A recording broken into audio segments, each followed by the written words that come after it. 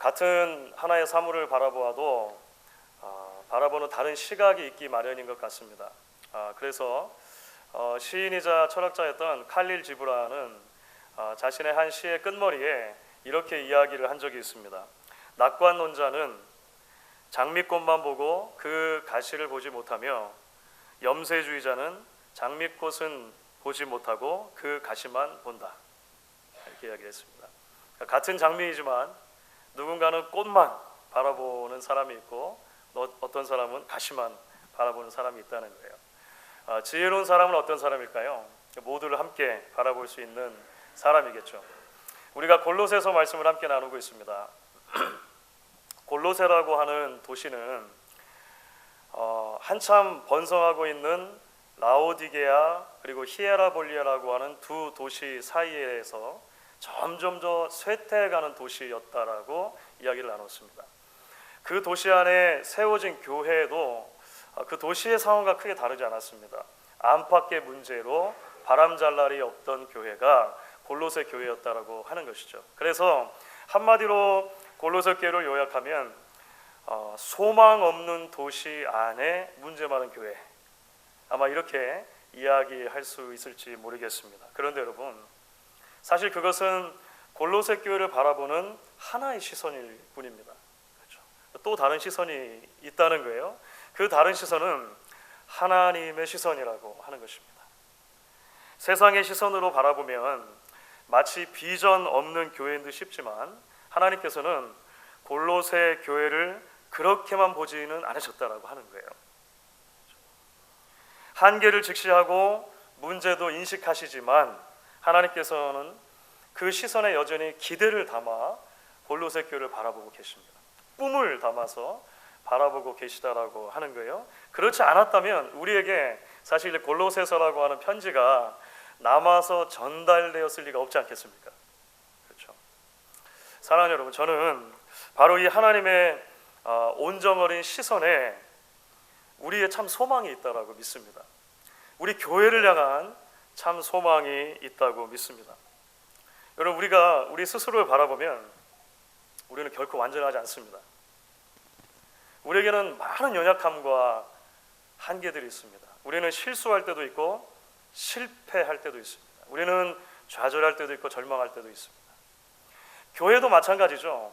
오늘날 우리가 살고 있는 시대는 그 어느 때보다도 교회 안에 부끄러운 모습과 연약한 모습이 너무나도 빨리 그리고 너무나도 적나라하게 세상 밖으로 소통될 수 있는 시대를 살아가고 있습니다.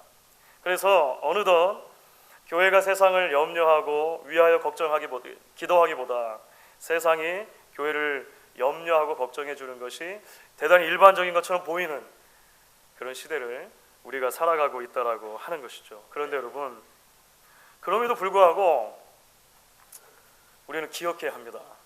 그리고 믿어야 합니다. 하나님의 시선은 늘 우리가 가진 한계와 약함 너머까지를 바라보신다라고 하는 것입니다.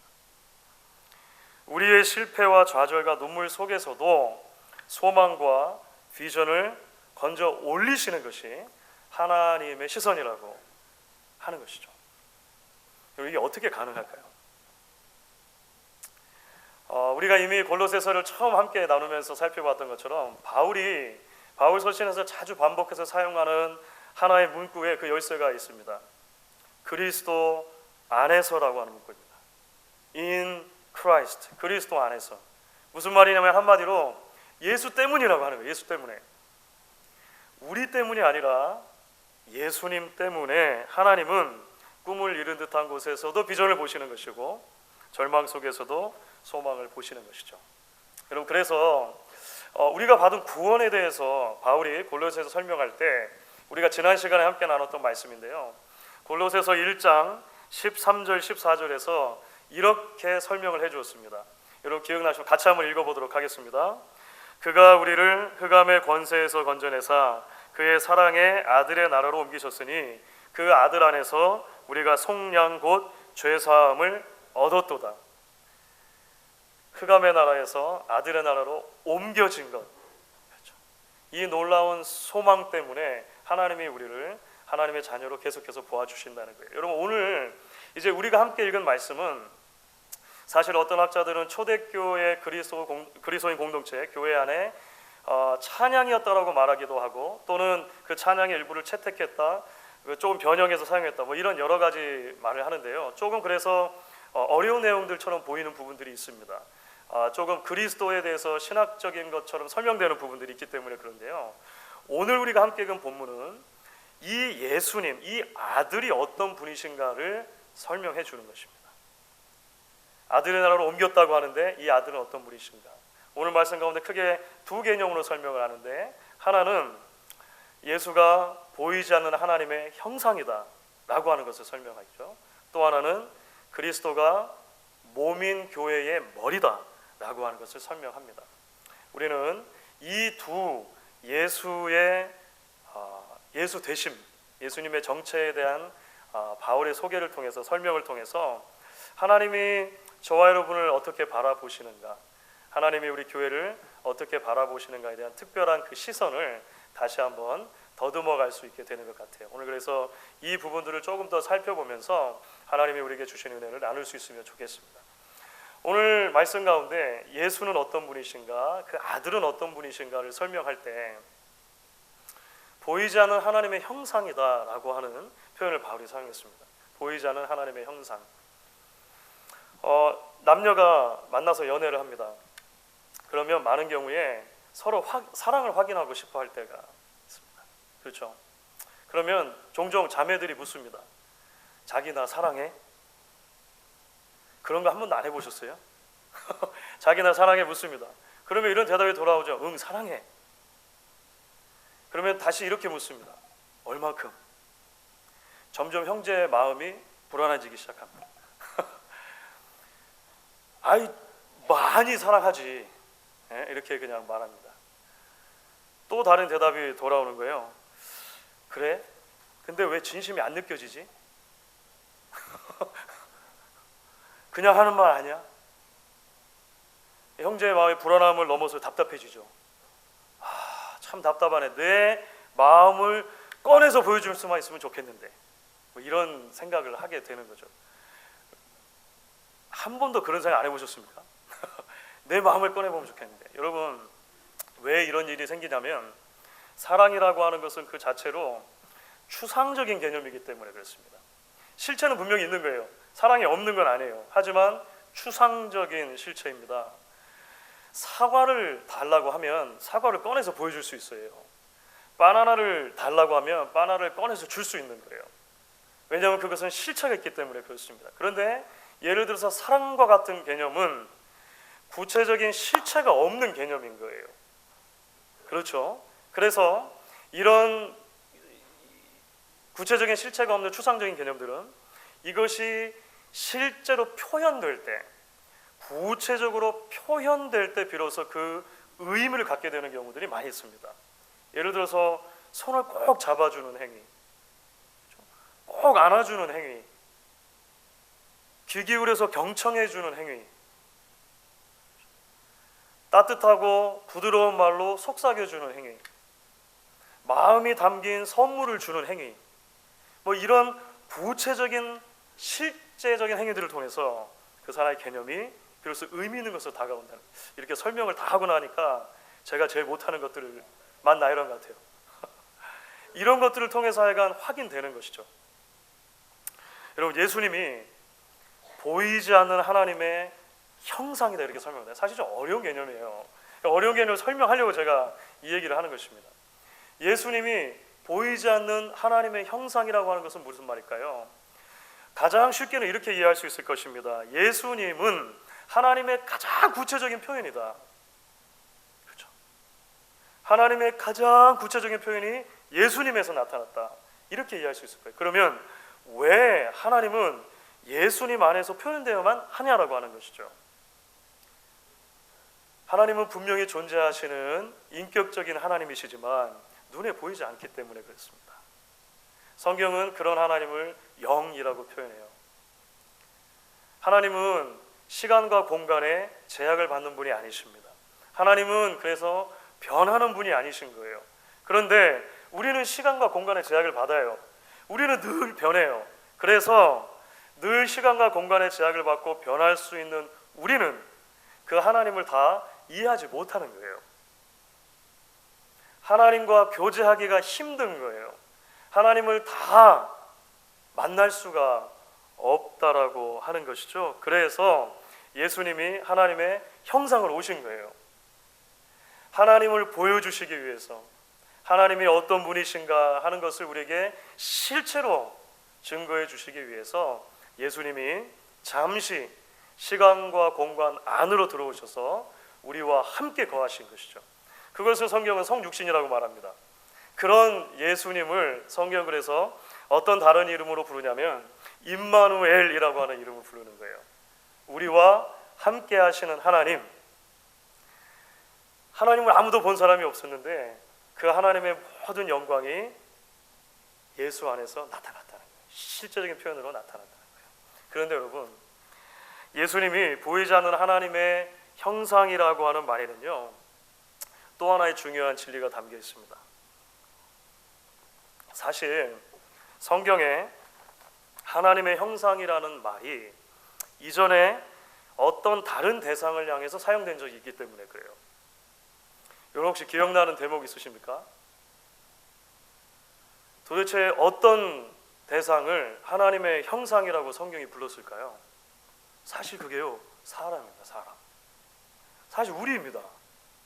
그렇죠? 그래서 창세기 1장 27절 28절, 우리가 사실 잘 아는 말씀이에요. 창세기 1장 27절 28절에서 이렇게 이야기를 하죠. 여러분 같이 한번 한 목소리로 읽어보도록 하겠습니다. 하나님이 자기 형상 곧 하나님의 형상대로 사람을 창조하시되 남자와 여자를 창조하시고 하나님이 그들에게 복을 주시며 하나님이 그들에게 이르시되 생육하고 번성하여 땅에 충만하라, 땅을 정복하라, 바다의 물고기와 하늘의 새와 땅에 움직이는 모든 생물을 다스리라 하시니라. 여러분, 인간의 인간됨, 인간의 본질, 가장 인간의 그 속살에 대해서 이처럼 신비롭고 놀라운 언어로 표현하는 부분이 또 있을까 싶습니다. 성경이 참 놀라운 선언이죠. 원래 사람이 보이지 않는 하나님의 형상으로 창조됐다는 거예요. 그 말씀은 무슨 말이냐면 하나님의 가장 영광스러운 모습이 원래 어디에 담겨 있었다는 것입니까? 우리 안에 담겨 있었다는 거예요. 하나님의 가장 하나님 되신 모습은 우리 사람 안에 원래 담겨 있었다는 거예요. 그래서 비록 우리는 유한한 존재이지만 그 무한한 하나님과 교제를 나눌 수 있었던 거예요. 유한한 인간이지만 그 크고 놀라운 하나님을 이해하고 그 하나님과 늘 하나님의 마음을 나누고 이해할 수 있었다는 거예요. 그 교제할 수 있었다는 것이 성경의 선언인 것이죠. 나아가서 사람은 이 피조 세계에 그 하나님의 영광을 대신해서 보여주는 존재로 창조된 거예요. 창세기에서 아까 읽은 것처럼 왕이신 하나님을 대신해서 그 하나님의 의와 공의로 사랑과 긍휼로 모든 만물을 다스리는 존재. 세상은 하나님을 보고 싶으면 누굴 보면 되는 거예요? 사람을 보면 되는 사람. 참 놀랍죠? 그런 존재로 사람이 애초에 창조됐다는 것입니다. 그런데 문제가 생긴 거죠. 죄가 세상에 들어온 것입니다. 인간의 타락을 경험하게 된 것입니다. 순종보다 불순종을 선택했기 때문에 그렇습니다. 빛보다 어두움을 선택했기 때문에 그래요. 그래서 그 이후로 사람 안에는 원래 하나님께 주셨던 그 하나님의 형상이 망가지고 뒤틀어지고 파괴되었다라고 성경이 우리에게 여러 가지 측면에서 이야기를 하는 것입니다. 하나님을 더 이상 이해할 수 없게 된 거예요. 그러니까 점점 하나님께로부터 멀어지게 되었겠죠. 나중에 하나님과 단절된 상태를 경험하게 됩니다. 그것을 성경은 영적인 의미에서 죽음이라고 말하는 것이죠. 더 이상 세상은 사람을 봐도 하나님을 발견할 수 없게 된 거예요. 서로의 모습 속에서 하나님의 그 영광스러운 모습이 보이지 않게 되는 시점이 오게 된 것이죠. 그것이 바로 죄된 인간들이 처해 있는 아주 비참한 참상이었다라고 하는 것입니다. 자, 그러면 여러분, 예수님이 이 땅에 오시는데 하나님의 참 형상으로 오신 이유가 무엇인지 이해가 되십니까? 왜 예수님께서 하나님의 온전한 형상으로 오신 것일까요? 우리의 죄를 대신 지시고 죽으심으로 우리를 구원하실 뿐만 아니라 우리 안에 무너져 있던 그 하나님의 형상을 회복시켜 주시기 위함인 것이죠. 원래 우리에게 계획되었던 것, 원래 우리가 그렇게 되어져야 하는 존재, 예수님께서 그렇게 우리를 바꾸어 주시기 위해 하나님의 형상을 오셨다라고 하는 거예요. 여러분, 그래서 골로새서에 조금 몇 장을 더 넘어가면은요, 우리가 예수 안에서 새로운 존재, 새로운 피조물이 되었다라고 하는 사실을 이 하나님의 형상이라고 하는 개념과 다시 연결해서 설명해주는 대목이 나오는데요. 골로새서 3장 9절 하반부부터 10절까지입니다. 여러분, 한번 이 어떤 언어들이 사용되는지 주의 깊게 살펴보면서 읽으면 좋을 것 같아요. 같이 한번 읽어보겠습니다. 옛사람과 그 행위를 벗어버리고 새 사람을 입었으니 이는 자기를 창조하신 이의 형상을 따라 지식에까지 새롭게 하심을 입은 자니라. 조금 어려운 표현이지만 이 두 개념을 함께 묶어서 우리에게 설명하고 있다는 거예요. 사랑하는 여러분, 우리가 연약하지만, 우리가 여전히 한계가 많지만, 여러분, 왜 하나님께서 우리를 향한 소망과 기대를 놓지 않으신다고 생각합니까? 왜 하나님께서 우리를 포기하지 않으시고 우리를 끝까지 사랑하시며 우리를 붙들어 주신다고 생각하십니까? 하나님의 온전한 형상이셨던 예수님 안에서 우리 안에 하나님의 형상이 회복되었고, 하나님은 우리 안에 있는 당신의 형상을 계속해서 보아주시는 거예요. 겉으로 보면 이렇게 생긴 사람인데요, 하나님의 형상이라고 하나님이 봐주신다는 거예요. 하나님께서는 끊임없이 우리를 통해서 하나님의 그 영광스러움을 이 시대 가운데 나타내기로 결단하셨다는 거예요. 그래서 여러분, 이 시간 옆에 계신 분들 한번 이렇게 보시고, 예전에도 우리가 한번 훈련들을 했던 것 같은데요, 옆에 계신 분 한번 보시죠. 그리고 이렇게 한번 꼭 이야기를 해주시면 좋겠습니다. 몰라봐서 죄송합니다. 몰라봐서 죄송합니다. 하나님의 형상이 우리 안에 머물러 있고, 하나님께서는 그 형상을 보시고 우리에게 끊임없이 다가와 주신다라고 하는 거예요.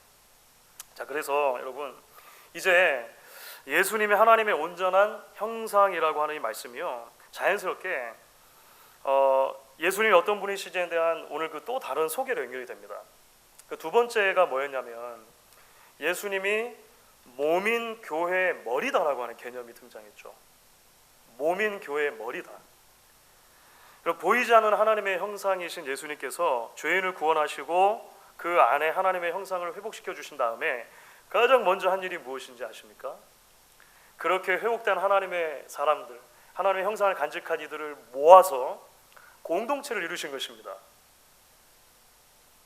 그것을 성경은 교회라고 해요. 에클레시아라고 하는 것입니다. 불러서 모아놓은 그룹들이라고 말을 하는 거예요. 그리고 놀랍게도 하나님의 형상이셨던 그 예수님이 그 몸의 머리가 되어주신다는 것입니다.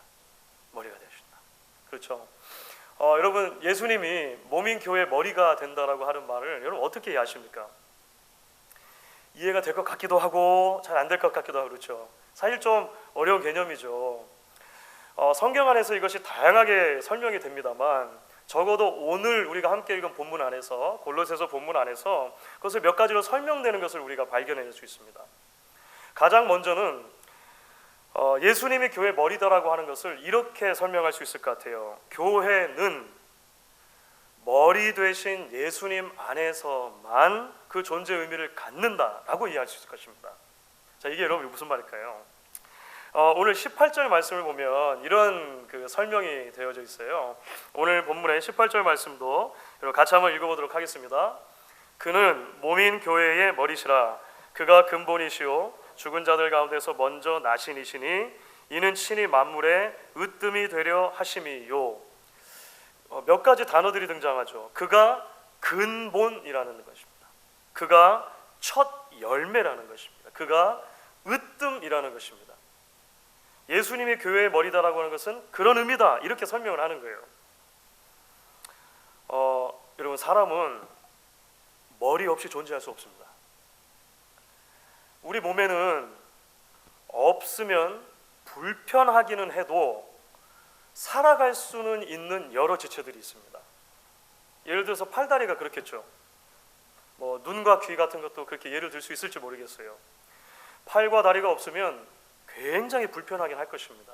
눈과 귀가 제대로 기능을 다하지 못하면 그것도 번거로운 일이 될 것입니다. 그런데요, 생명에는 지장이 없습니다. 살아갈 수는 있어요. 그렇죠? 그런데 머리가 없이 살 수 있는 사람이 있습니까? 그건 안 돼요. 그건 안 되는 거예요. 왜냐하면 머리는 곧 생명이기 때문에 그렇습니다. 성경은 그래서 이 머리라고 하는 개념을 그런 의미에서 종종 사용할 때가 있어요. 이런 교회도 그렇다는 거예요. 교회는 예수 없이 살 수 없는 공동체입니다. 교회는 예수 없이 존재할 수 없는 공동체입니다. 저는 우리가 이 말씀을 아주 깊이 묵상하고 깊이 이해해야 한다고 생각합니다. 그리고 이 시대에 많은 교회들이 없으면 불편한 것과 없어서는 안 되는 것을 잘 구분하지 못하고 살아간다는 생각을 하게 될 때가 있습니다. 그래서 없으면 불편한 것들은 그냥 불편한 것인데 때로 그것이 우상의 자리를 차지하게 되는 경우들이 종종 있습니다. 가장 많은 것들이 어떤 것이 있을까요? 예를 들어 건물 어떨까요? 건물이 때로 우상이 되는 경우가 있겠죠. 때로는 목사가 우상이 되는 경우가 있습니다. 때로는 직분이 우상이 되는 경우가 있습니다. 때로는 프로그램이, 교육이 우상이 되는 경우들이 종종 생기게 됩니다. 하지만 여러분, 이런 모든 것들은요, 없으면 불편한 것이긴 합니다. 교회는 이것을 최선을 다해서 준비하고 또 여러 가지 면에서 제공할 필요도 있을 것입니다. 하지만 이것은 교회의 교회됨을 정의하는 핵심적인 문제는 될 수 없다는 거예요. 건물이나 시설이 없어도 예수가 있으면 교회입니다. 심지어 목사나 직분이 없어도 예수가 있으면 교회인 거예요. 프로그램이나 편의가 없어도 예수가 있으면 교회인 것입니다. 거꾸로 뒤집으면 어떻게 이야기할 수 있을까요? 예수님이 계셔야 우리 교회가 교회인 거예요. 목양교회가 교회일 수 있는 이유는 머리 되신 예수님이 반드시 있으셔야 한다는 것입니다. 우리가 이것을 기억할 수 있기를 바랍니다. 우리가 이것을 붙들 수 있기를 바랍니다. 여러분, 그러면 좀 더 구체적으로 예수가 있는 교회는 어떤 교회입니까? 예수님이 우리 교회 새신자로 오셔가지고 등록하시고 같이 신앙생활을 그러진 않으시잖아요. 그렇죠? 예수님이 있는 교회는 어떤 교회입니까? 성경 안에 사실 여러 가지로 설명이 될 수는 있을 것 같아요. 그런데 오늘 우리가 함께 읽은 본문 안에서 예수가 있다라고 하는 것, 예수가 머리 된다라고 하는 것이 조금 더 나아가서 어떻게 설명이 되는지를 좀 살펴볼 필요가 있을 것 같습니다. 오늘 말씀 가운데 교회는 머리 대신 예수님을 닮아가는 지체들의 공동체다라고 하는 것으로 이 부분이 설명이 되는 것을 보게 됩니다. 예수를 믿을 뿐만 아니라 예수님을 전할 뿐만 아니라 예수처럼 살아가는 하나님의 백성들이 많아질 때 예수가 함께하는 공동체라고 이야기할 수 있다는 거예요. 자, 여러분, 오늘 말씀 가운데 21절부터 23절 전반부까지 말씀인데요. 어떤 개념들이 설명되는지 한번 생각하시면서 읽어보시면 좋겠습니다. 같이 읽도록 하겠습니다. 전에 악한 행실로 멀리 떠나 마음으로 원수가 되었던 너희를 이제는 그의 육체의 죽음으로 말미암아 화목하게 하사 너희를 거룩하고 흠 없고 책망할 것이 없는 자로 그 앞에 세우고자 하셨으니 만일 너희가 믿음에 거하고 터 위에 굳게 서서 너희 들은 바 복음의 소망에서 흔들리지 아니하면 그러하리라. 자, 사랑하는 여러분, 예수님 안에서 우리 안에 하나님의 형상이 회복됐습니다. 그러니까 새로운 피조물이 되었습니다. 그렇죠? 그런데 이 말은 이제 우리가 하나님의 형상이 회복되었기 때문에 아무것도 하지 않아도 된다는 것을 의미하는 것은 아닙니다. 어둠의 나라에서 아들의 나라로 옮겼기 때문에 이제 우리는 아무것도 하지 않아도 된다, 지금처럼만 그냥 있으면 된다라고 성경은 말하지 않죠. 구원의 과거적인 성격과 더불어서 구원의 현재적인 그리고 미래적인 성격을 성경은 계속해서 이야기합니다. 이게 무슨 말이냐면 지금 우리는 예수를 닮은 공동체로 계속해서 세워져 나가야 될 필요가 있다라고 이야기하는 거예요. 하나님의 형상으로 계속해서 지어져 가기를 소망하고 그렇게 나아가는 공동체가 되어야 된다. 성경이 우리에게 이야기를 합니다. 방금 읽은 말씀에 예수님께서 우리 위해서 십자가에 주신 이유가 바로 그것이었다, 이렇게 설명하는 것이죠. 우리를 하나님과 화목하게 하셔서 흠없고 거룩하고 책망할 것이 없는 백성으로 계속 서게 하시기 위해 하나님이 우리를 아들 안에서 구속해 주셨다라고 이야기를 하는 것이죠. 그래서 여러분, 몸된 교회가 하나님의 형상으로 계속해서 지어져 가는 길은 머리 대신 예수를 따르는 길밖에 없다라고 하는 것을 우리가 함께 마음에 품을 수 있으면 좋겠습니다. 우리가 예수를 알고 예수를 믿고 예수를 닮을 때 가능한 일입니다. 우리가 예수를 누리고 예수를 본받고 예수를 전할 때 가능한 일이죠. 그때 비로소 이 시대 속에 원래 하나님이 우리 한 사람 한 사람 그리고 우리가 모인 교회에게 기대하셨던 하나님의 형상, 우리를 통해 하나님의 영광을 이 시대 가운데 보여주시는 거잖아요. 그런 일들이 감당되어질 수 있을 것입니다. 예수가 있는 교회란 결국 예수님을 알고 전하고 믿고 할 뿐만 아니라 그 예수의 인격과 삶을 따라 닮아가는 하나님 백성들이 있는 교회, 그런 교회다라고 하는 것을 여러분 같이 기억하실 수 있으면 좋겠습니다. 몇 달 전에 크리스천 투데이라고 하는 그 미국에 있는 기독교 신문이죠. 제가 종종 인용해드리는 것 같아요. 그 크리스천 투데이 신문에 이런 제목의 기사가 실린 적이 있습니다. 출석 인원은 몇 명입니까? 라는 질문보다 더 중요한 10가지 질문. 이게 기사 제목이에요. 출석 인원은 몇 명입니까? 라는 질문보다 더 중요한 질문 10가지. 그러니까 그 기사의 핵심 내용은 이런 겁니다. 그러니까 교회 현 주소, 교회 상태를 파악하기 위해서 교인들이 가장 많이 던지는 질문들은 대개 그 숫자를 중심으로 이루어진다라고 하는 거예요. 숫자를 둘러놓고 이루어진다는 거죠. 헌금은 얼마인가? 주차장에 차를 세울 수 있는 대수는 몇 대가 되는가? 건물과 땅은 몇 에이커인가? 뭐 이런 여러 질문들 말이죠. 그 중에서도 가장 탑을 차지하는 것, 성도 수와 관련된 거라고 하는 거예요. 출석 인원이 몇 명이나 되십니까? 이렇게 묻는 게 우리는 흔히 이제 교회의 상태를 파악하는 굉장히 중요한 지표 중에 하나로 그렇게 본다는 것입니다. 물론 그것도 중요하겠습니다만 이 기사의 핵심은 그것입니다. 숫자라고 하는 한계를 넘어서면, 숫자의 담을 넘어서면 훨씬 더 본질적인 질문들을 우리가 던질 수 있다는 거예요. 그 본질적인 질문들 가운데 가장 첫머리에 있는 질문이 그 신문에는 이런 질문이었습니다. 예수님이 우리 관심의 초점인가요? 이렇게 질문을 던져보라는 거예요. 예수님이 우리 관심의 초점인가요? 그 뒤로 여러 질문이 이어졌는데요. 성경은 잘 가르쳤습니까? 상처받은 사람들에게 소망이 전해졌습니까? 교인들은 서로 사랑하고 격려했습니까? 방문객들이 환영받는 느낌을 받았습니까? 이런 쭉 해서 한 10개 정도 질문이 있더라고요.